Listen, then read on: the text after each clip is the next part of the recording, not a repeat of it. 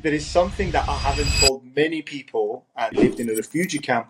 I was nipping out and go back because I haven't done my army, right? I left without doing my armies. But the Yeah. only person that I've seen from Iran since we left, Fluent. I still can't speak proper English. Economics, is that right? Economics. I don't know if I can mention this, but I don't know. Now I understand what anxiety is. Now I know me. They went through everything: my Yeah. phones, my wallet, my bank Wow. account. Like I've never ever gone through anything like that, and where you could have ended up, it blows my mind.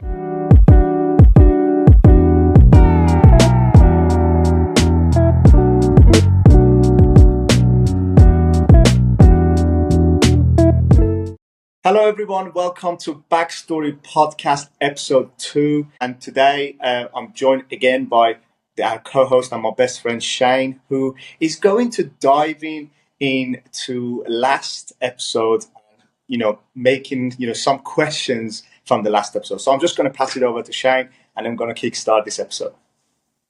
Thank you, Sebastian. Hello, everyone. All right, so let's just get straight into it.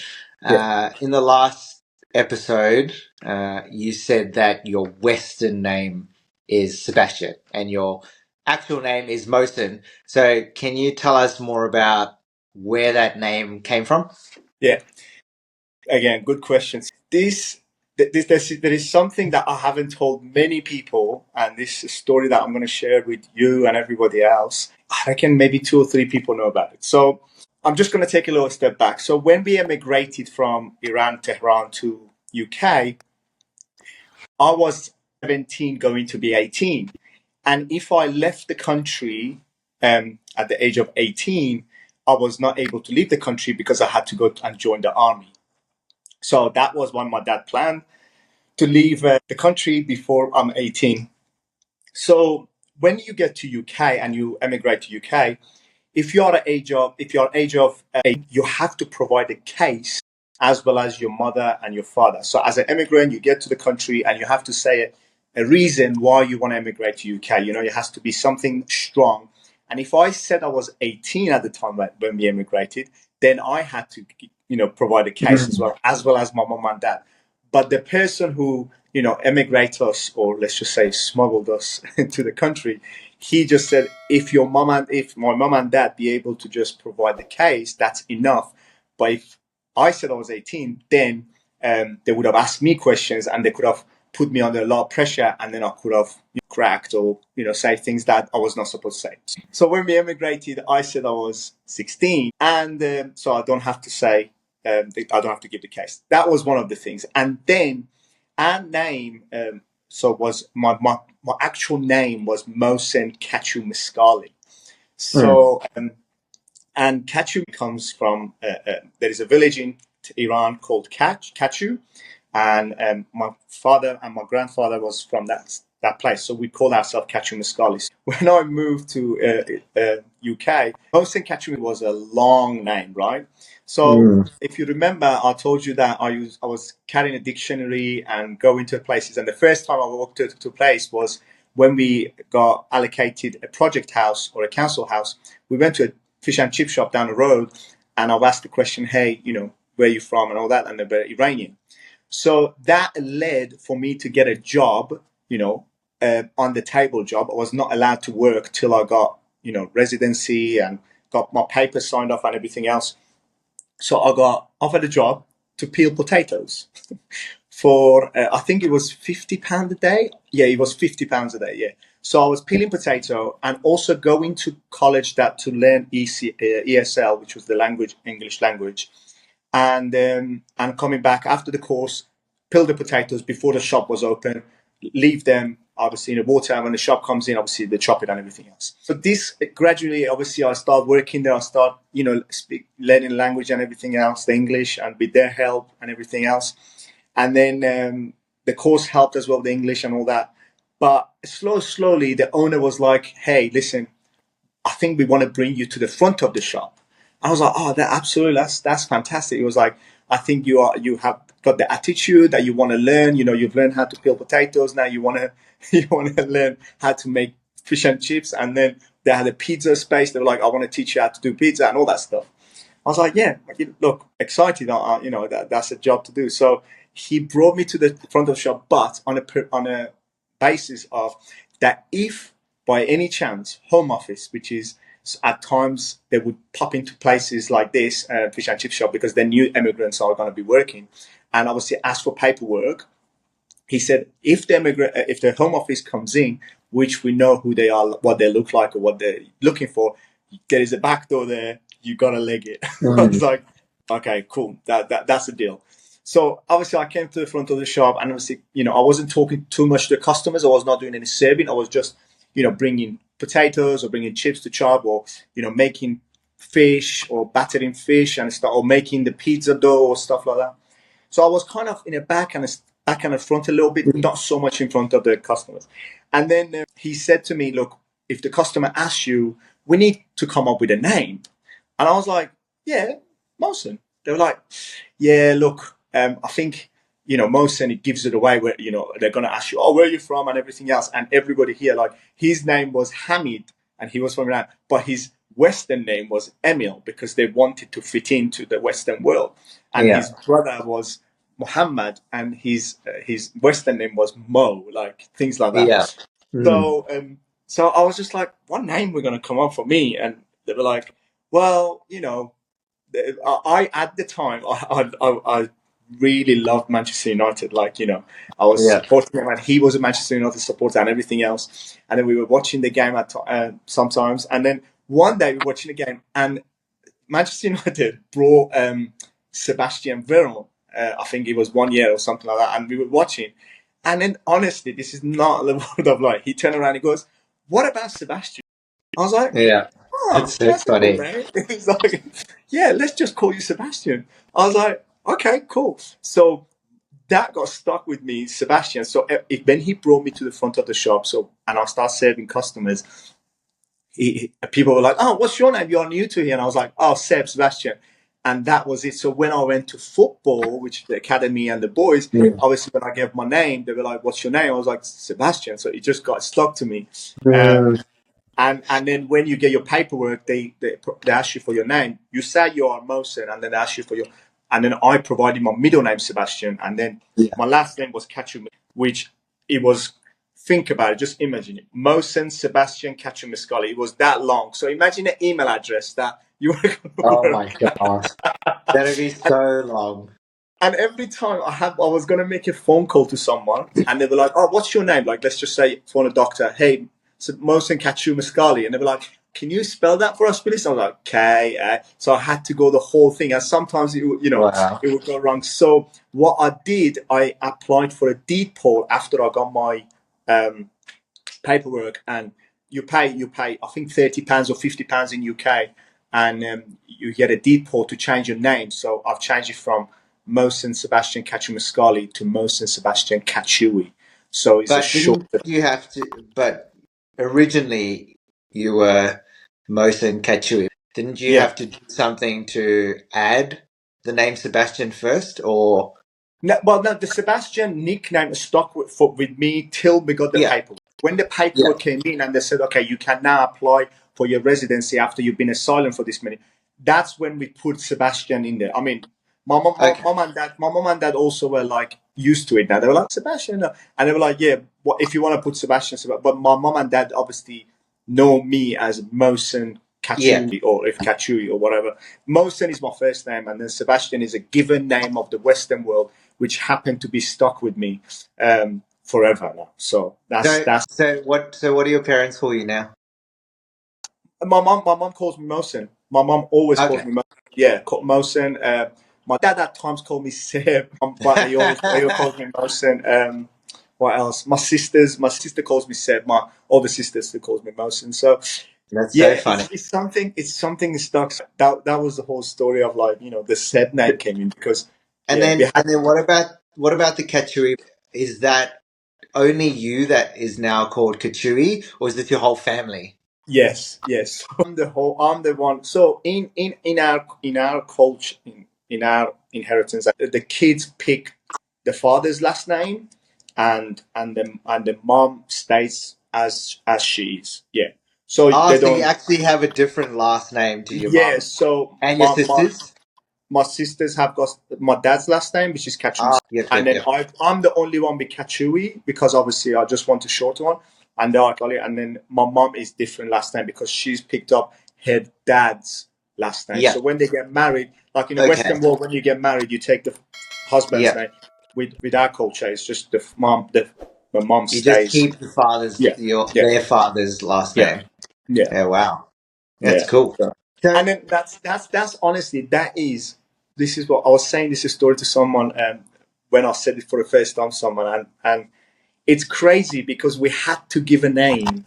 We had to come up mm, with a name to fit in with the Western world because being an immigrant wasn't enough. And obviously not knowing that your name is Mohsen and they're gonna question like, oh, where is that name yeah. from?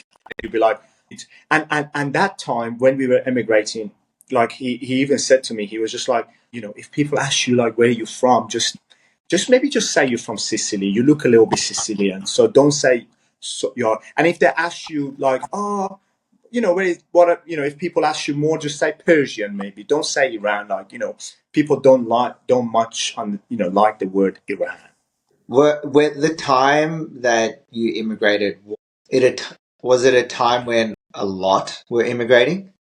Yeah, it wasn't just Iran. It was like people from Afghanistan immigrating Yeah. here. Like it was when UK opened the doors Yeah. to a lot Okay. of immigrants to come in. Like Yeah. and there were immigrants from a lot of Turkish, Yeah. Kurdish, all those lots of places. There were people coming in, but like I said, it wasn't because of because of the immigrant part. It was just because Yeah. of the country. You know, Yeah. as you know, Iran doesn't have a great name out there when it Nope. comes to where you're from. So but we have to be careful. Like I've told you about this long with my job. When I travel the US, Yeah. everybody asked me where you're from. I was like, I live in Australia because I Yeah. have to be mindful. Some people are not so big fan of. So, so seeing that it's not, the best place to be, have you been back? No, honestly. So I think I think I've never told you about this story. When we left, Yeah. we we had a good life, right? We had a Yeah. great life. My dad was wealthy. I was going to a private school. Obviously, my middle sister was only 4 years younger than me, and then my little sister was just born when I was 12 years old. We were happy. It was not a bad life we had. It's just when we left, my dad wanted us to have a better life. Sorry, have a better life. And sometimes when I look back, I actually was talking to my mom the other day. Sometimes when I look back, I always think like, what would happen? Because my cousins right now, like my uncles and my cousins, like I see them like they've got 4 or 5 businesses, 6 or 7 properties, married with 2 or 3 Mm. kids. That's what's happening. Maybe if I stayed, I would have that similar life as well.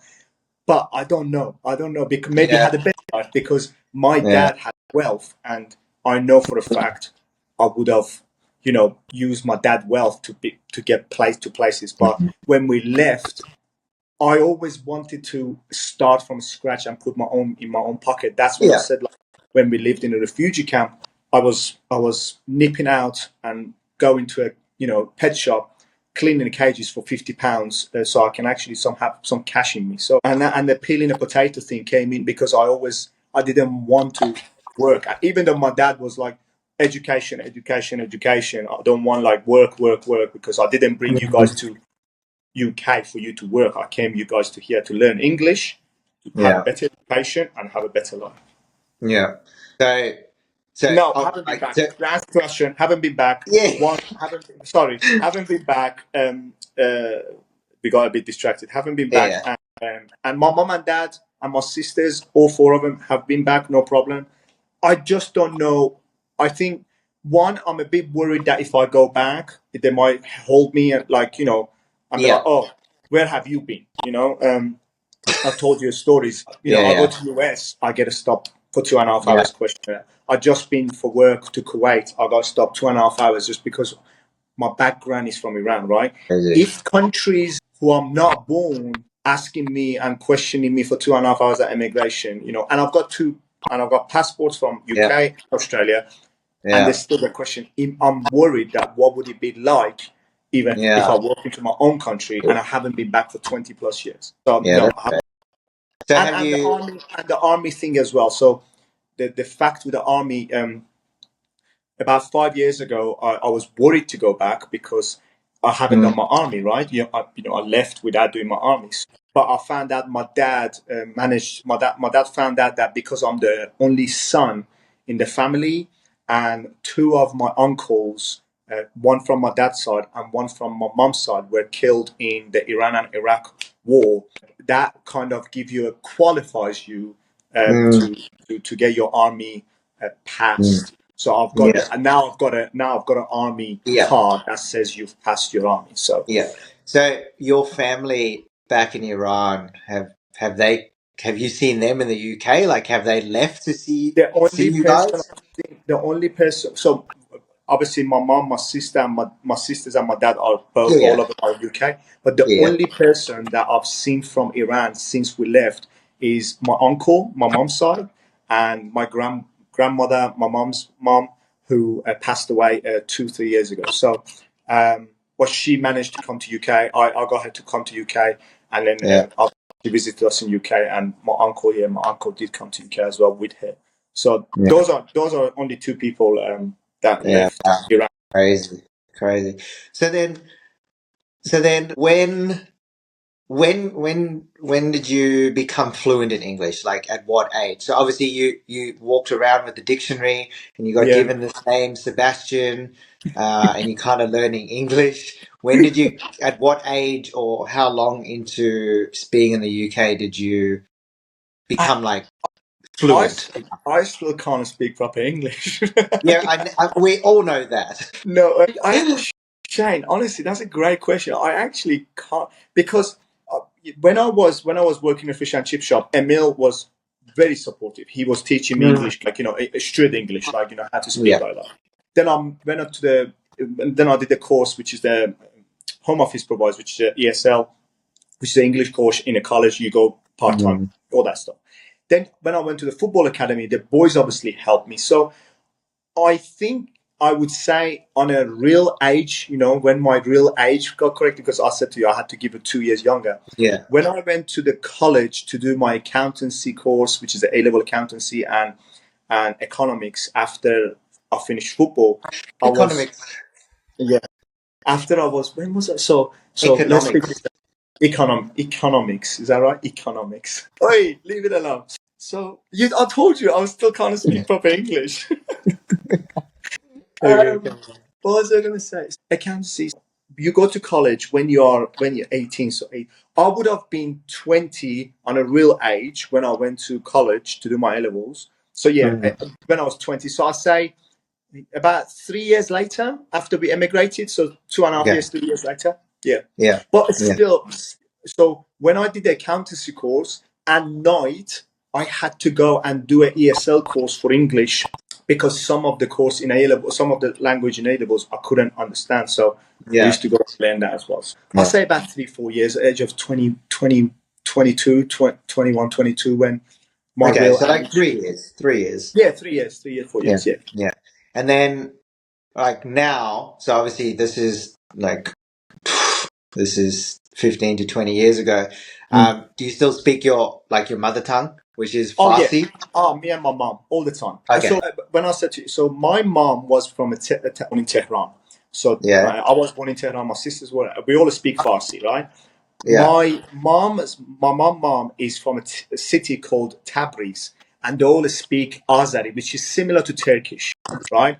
So I stayed with my grandmother for 2 years Yeah. while my dad was traveling, and my mom was with my dad, and she taught me how to speak that language. So me and my mom, whenever we want, my dad or my sisters don't know what we're talking about, we switch from Mm. Farsi to Turkish to Azeri, and then we say a few things, and then they're like, "What did you just say? What did you guys just say?" I was like, nothing, nothing," and then we switch back to Farsi. Ah. So I speak Farsi, and I speak a little bit at the moment. The Azeri is kind of going away Yeah. because me and my mom not talking so much in Azeri, but we speak in Farsi all the time.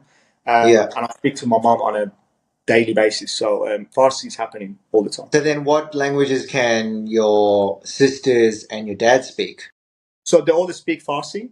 Farsi is Okay. their first language, and then Yep. English. My dad's English, yeah, okay, because when we left, he invested not so much on learning like me and my sisters. My sisters are great. My mom is okay. My mom can get by, understands, but it's still for when she wants me to contact, like, I don't know, if she gets a letter from electricity and says this is what happened, I'll have to call her, or my sisters call her and fix that. So she's still not there, Okay. but yeah, speaks good English.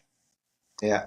But then Yeah. when you're talking with your mum in like different languages and you're saying that like your dad and your sisters can't understand, Yeah. are you saying you and your mum know like another language on top of that, which is Yes. the So me and Turkish? my mom knows, yeah, the Turkish one, which is so the people from Turkey, the country, will understand what me and my mom say a little bit. So it's similar to, let's just say, similar to Spanish and Italian. Is that right? They understand each other. That Yeah, kind. yeah, they can understand Yeah, each other. yeah. Yep. So that kind of vibe. So it's like Okay. that. But yeah, me and my mom speak Azeri at times if we want. My dad and my sisters don't get it, but yeah.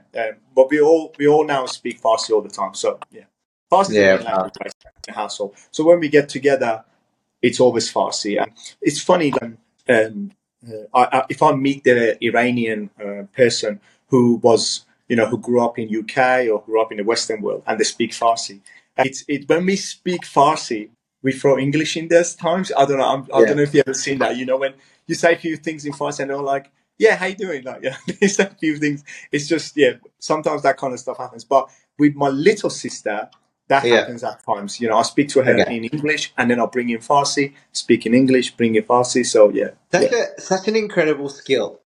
It's so when it's crazy. Like people ask me this about 5 to 7 years ago. They were like, "How do you say? Like, how do you think?" So this is not. This is so true. When I learned English, I used to translate like "How are you" in Farsi before I say "How are you."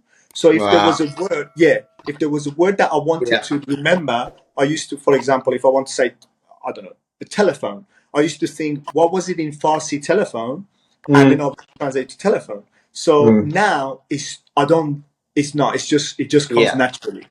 Yeah. Yeah, that's how I feel with Spanish. I mean, I'm obviously can't speak Spanish fluently, but Yeah. if I'm saying something in Spanish, I'm like, okay, what is it in English? Yep, cool. Okay, that's what it is. That's sick.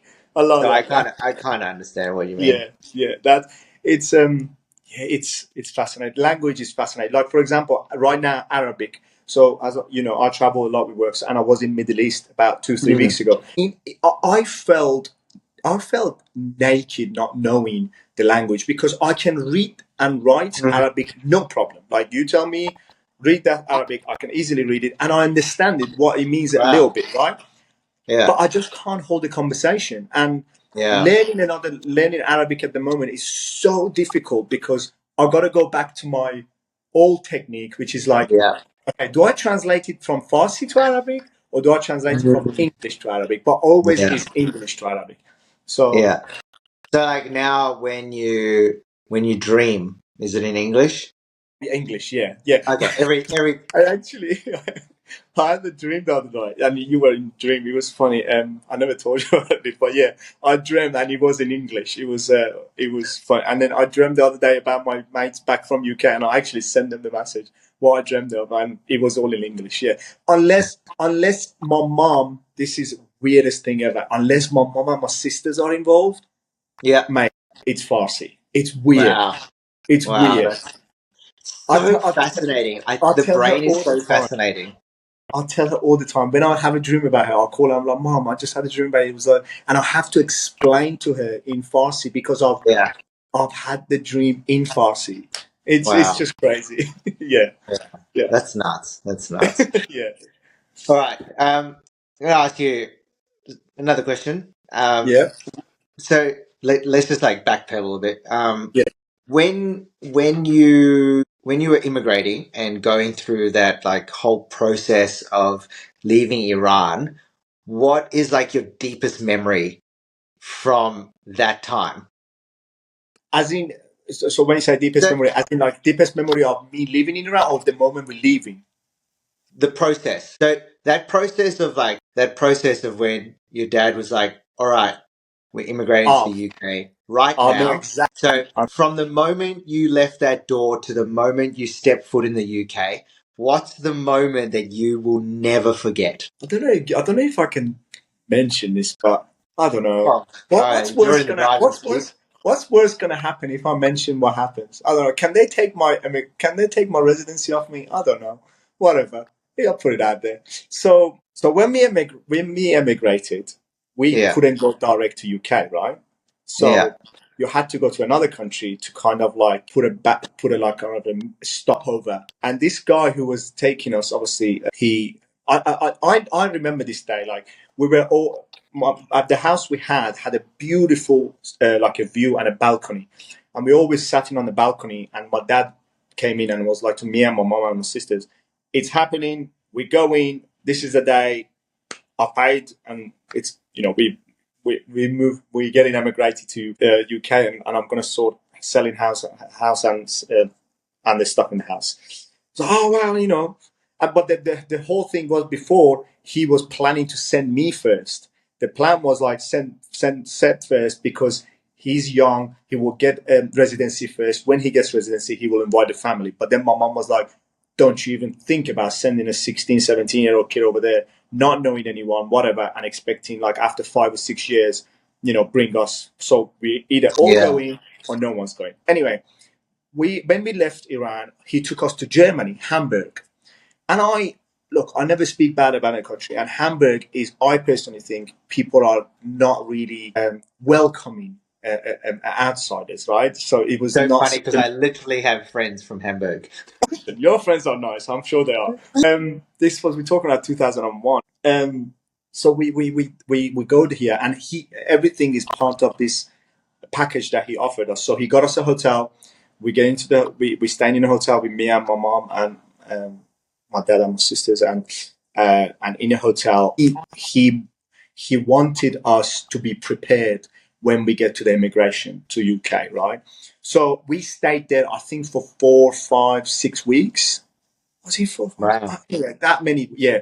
So In kind that of like hotel, in the city. Yeah, I think it was 4 weeks. I that actually that like that same hotel. in that same hotel. I think it was 4 weeks. Or Wow.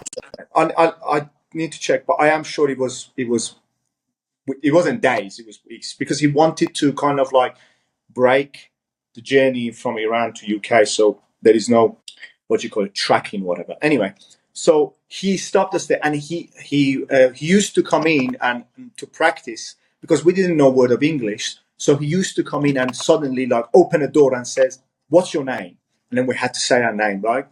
And again, I haven't said this to many, many people. I think maybe 2 or 3 people know about this. He gave us fake name. So we had fake names and we had Yeah. fake passports. Yeah. So we get into he comes in and I wish I remember the names, and I know you're going to ask, you're going to be like, "Oh, what were the names?" I can't remember names, but it was kind of a foreign German name, so we can get out of Germany to UK, right? Yeah. So he opens the door and says, "What is your name?" And we had to say it. And he was like, "Where you come from?" And we had to say it like, not obviously, right? It was like from Germany, Hamburg. And it was like, "Who brought you here? Like, why are you like proper like aggressive?" Because he knew that Yeah. was. So that would be one of the highlights of one of the highlights. And I personally think that the plan was when we go UK, me and my dad go first, and then Mm, my mom and my sisters come next day. This yeah. was the most now I understand what anxiety is. Now I know when that Yeah. what that feeling was when I was there, because me and my dad, when we got to the UK, not knowing if my mom and my sisters 24 hours later are going Mm, to come through that door, was like, I'm talking about it right now. I'm just feeling like it was yeah. like, yeah, heartbreaking. Like it was just like, so that would be the moment that I will always remember, Never because forget. my Yeah. dad, when my mom and my little sister and my sister came in, me and my dad were just like, fuck.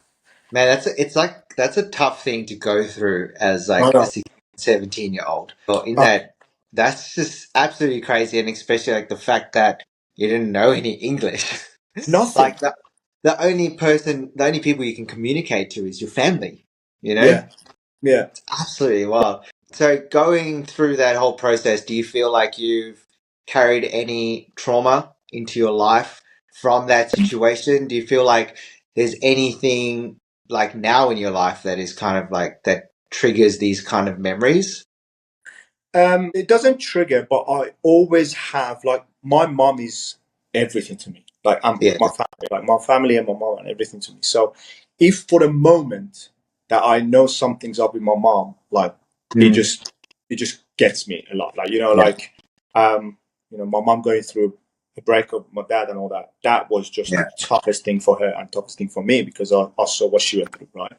So but I think also like it sounds crazy like I used to be like very anxious, like for Mm. example when I got stopped in US for 2.5 hours in immigration and they drilled me. When I say drilled me, they went through everything, my Yeah. phones, my wallet, my bank Wow. account, my text message with my mom and dad, my text That's message with my crazy. boss, great, all that. And if you don't participate, they put you on a flight, you're back, you're banned from the country for 5 years. You have to play what they say, right? So that brought that those moments, yes, they make me feel anxious because now I Mm. know what anxiety is as well. It Yeah. makes me anxious because I'm like, my God, I'm back to what it was. They when you got to UK, when we got to UK, we didn't get treated the best. Like you get in, they just push you on a side, they put you in a room with other people, which you can't. Some of them you can't even speak the language because they are from different country. And yeah, and you in there 24 hours, Mm. 24 hours waiting for your family first coming. When Yeah. your mom and dad, when your mom and sisters are in there, then you are like, okay, what's next? And you're still in there. We were at the airport, Heathrow Airport. I say for at least 2 to 3 days, just in that room. Two days, 2 days or three max. Yeah, literally, that's Wow. what they do. Yeah, there is no because there are questions needs to be answered. They That's take you to they take my mom and my dad to different rooms to ask wow. questions. So if they ask my dad same question, that I'm sure they would have asked my mom the same question. And if they didn't answer correctly, like similar, they'd be like, okay, there is a problem here. They're lying or blah blah blah. Then, but thank God my dad found the person who was so good at what he does, and he Mm. did all these kind of practice because he knew what the question is going to be, or he knew how the process is going to be. So yeah, Wow, that's absolutely wild. That's like just something you just don't expect, you know? I mean, for someone like me, like I've never ever gone through anything like that. And you think about how many people would not experience something mm, like that. yeah. It's just blows my mind. The thing is, going through that process, we always say we asylum or we immigrated in a posh way, like Yeah. in a Yeah. great way. There are stories which are again that's why we started this platform. Mm. There are stories I promise you people will tell you on here who they've lost member of the family during the process. We had a person in the refugee camp who lost his brother during the immigration when they were crossing the country in on the boat. So That's so scary. yeah, so these are things that people don't know. And when people see immigrants and they like they look at them differently or whatever, there is a reason people immigrate from their home, and it could be a reason because, like Yeah. mine, my dad wanted a better life. Someone wanted to leave because they were, in danger, wanted a better, I don't know, poverty or anything. When you see an immigrant, you gotta understand they've gone through hell Yeah. to get there. Because maybe we didn't go through the pain they did, but trust me, the physical, the mental, and the strength we had to have. Because for one moment, think about it. For one moment, we got rejected and we got found out. where we come from and we got sent back to our home country, things would have been not Different. great, because they Yeah. would be like, you left your own country, your son's gonna Mm. army's obviously due. You left the country because telling us you were going and you're coming back, all that stuff. So Yeah. yeah, yeah. Well, I'm glad it worked out because if it didn't, We sat here laughing, but I know what you're saying. We could, but you could. it's just like when I think about what your life could have been and where you could have ended up, Mhm. it blows my mind. I Like know. I watch a lot of stuff. I don't know why, but I like love war and I love people trying to escape and like move countries and stuff. So I have such a vivid vision of like what you kind of went through, but I'm thinking about like Mexican people like getting smuggled into the US and stuff. But I'm just like, Yeah. just imagine like getting caught. There was a movie I watched where this this woman got separated from her husband and she was like 2 weeks away from giving birth, and she got Wow. separated from her husband. That is just like people don't really understand like some of the crazy stuff that people go through to Wow. have a better life. I mean, like looking at where you are now, you've got UK passport, Australian passport, and here we are sitting down I talking know. about the history and having a little laugh about it and just absolutely grateful, I know. that you are where you are. Yeah, Yeah. absolutely. I, So oh, I, blessed. I count my blessing every day, and I thank my dad for what he did for us every day. Yeah, it's. Like I said to you, when I picture it, that what would it be like I said to you, like my cousins had wealth and everything else, Yeah. 4 or 5 properties, and now my name and all that stuff. But being able to do what I can do, like freely, Mm, and all that stuff, it's incredible, and I'm yeah. grateful every single day for one more day. And I'm more grateful for my mom because she sacrificed for us to Yeah. emigrate to UK, because she left her mom, her brother, her dad, sorry, Yeah. brothers, her dad, so all that for us, right? Yeah. So that's why for the rest of my life I owe her big time. So Parents are yeah, awesome. yeah, the most incredible thing. Yes, They just I think moms are the best. I don't know if you are close to your mom or your dad, but I'm very close to my mom. no, I'm incredibly grateful. Like I mean, I feel like as I get older and older, and I feel like this is for a lot of people, as you get older, you start to realize the sacrifices and the things that they did for us to get where we are today. Like I think about me personally, I left my mum when I was 18, Wow. and you know, now I look back and I'm just like, wow, my mum hasn't seen almost half of my life, but I think about what she did for me until I was 18. And I'm just like, wow, she did a lot for me, Yeah. really, really like helped me become the person I am today. So yeah, I think parents are awesome and we can always Yeah. be very I know. grateful for. I know. Yeah. Family's everything. That's all I say. Yeah. Yeah. Well, thanks for answering some deeper questions, Yeah, yeah, Sebastian. yeah. That was today was a little bit deep. Today was a little bit deep. This one was the Yeah, I think the first one was good because we kind of just yeah, gave a brief idea of where we're going. But yeah, yeah, it's nice to kind of dive into a bit of your history and stuff and get a real understanding of who you are and like yeah. why you actually started this thing. So thank you for Yeah, answering and I'm questions. looking forward to obviously continue, because like I said, I really want to give something back, and I'm Mm. hoping, like I said, me and you spoke about this.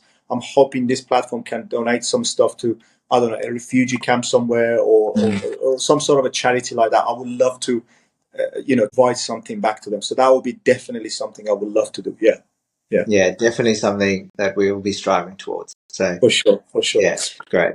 Well, thank you. That was the second episode. Unless you have another question. No, No, no, we no. good. That's Yeah. it. That's it. We can Thanks wrap this everyone up. for watching. I'm sure everybody gonna be looking forward to the third episodes, and Shane's gonna dive in a little bit more deeper and maybe get me a bit more deeper on that. But I think the third episode should be the last one for obviously talking about me, and then hopefully we can bring in another guest and dive in their stories and talk about that and share their stories. So thanks everyone for watching, and have a great day.